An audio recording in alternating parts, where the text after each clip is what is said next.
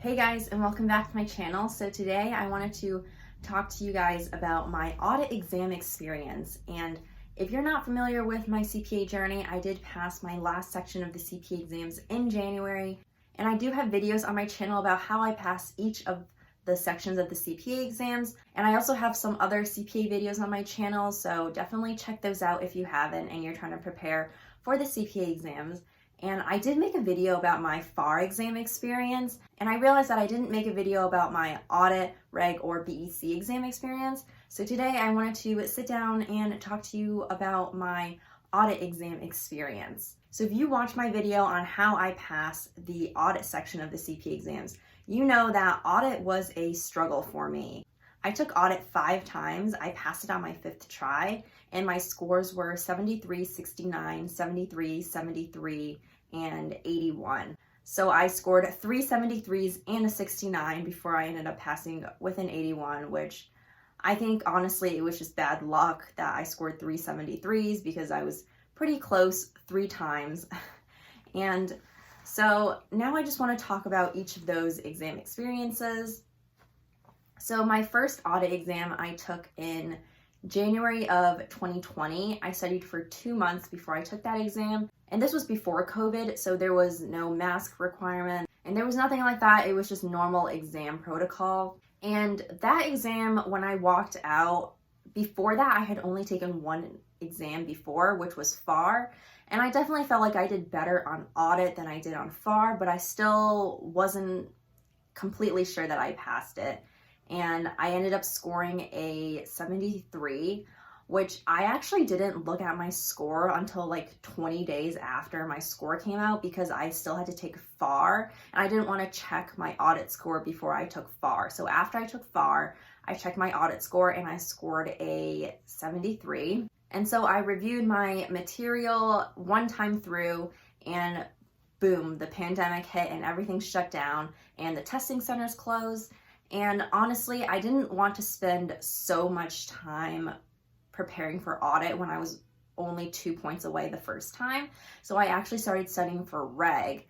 And in the beginning, I told myself that I was going to study for audit and reg at the same time, just so I can make sure that I can keep the audit material fresh and also just spend more time studying for reg.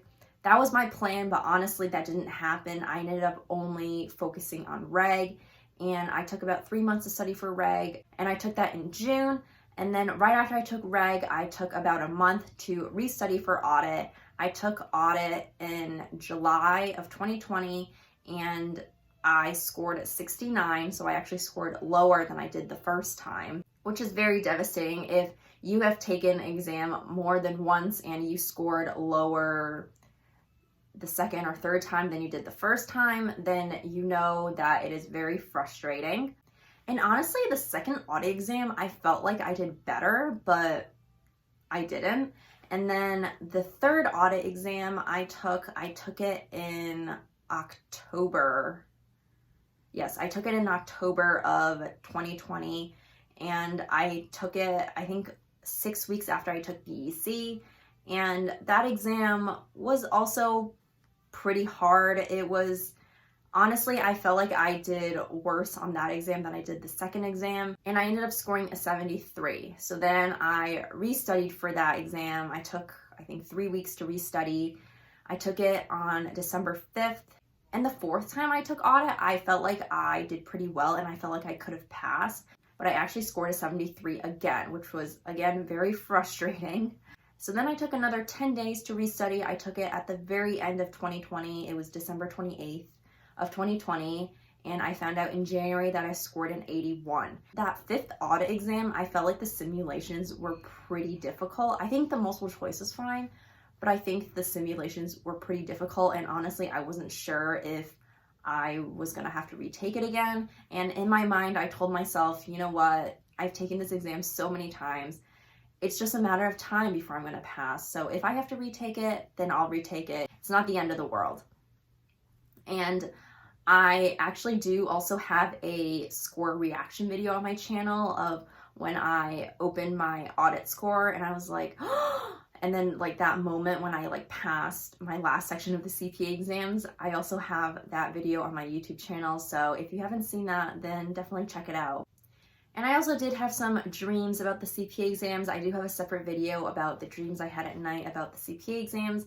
And if you watch that video, then you know that all of my dreams were about the audit exam. So honestly, audit was the only section I struggled with. I took 9 exams total, and 5 of those exams was the audit exam. And for FAR, Reg, and BEC, I passed pretty easily. I passed FAR on my second try, and I passed Reg and BEC on my first try. So those 3 were pretty smooth for me, but for some reason this audit exam just, I don't know. I kept on not being able to make it to the 75 cutoff, but I finally did. And that just goes to show that if you keep trying and you don't give up, then you will eventually pass. It's just gonna take time. Because honestly, for me, it took me 18 months to pass all 4 sections of the exams. And I know some people it only takes them 6 months. Some people it only takes them 9 months. Everyone's journey is different. And I feel like if you just give it time, everyone will eventually pass.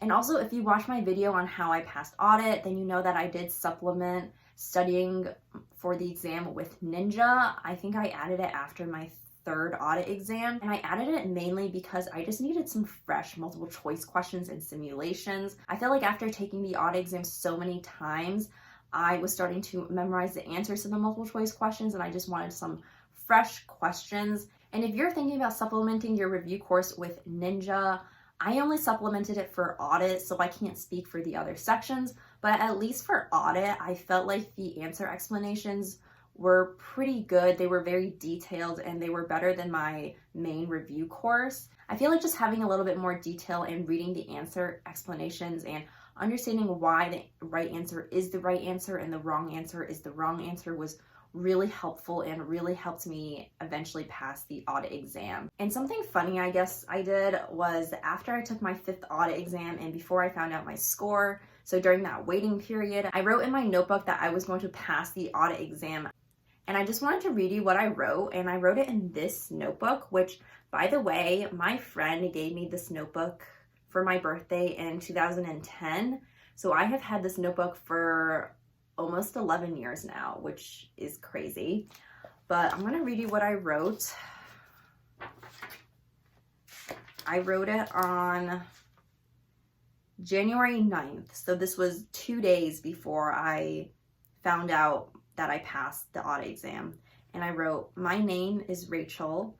I will pass audit when scores come out on January 11th, 2021 and become a CPA."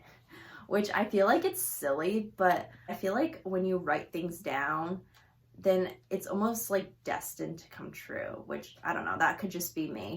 But yeah, I did do that. And something funny about the audit exam is, remember how I told you that I took my first audit exam in January of 2020?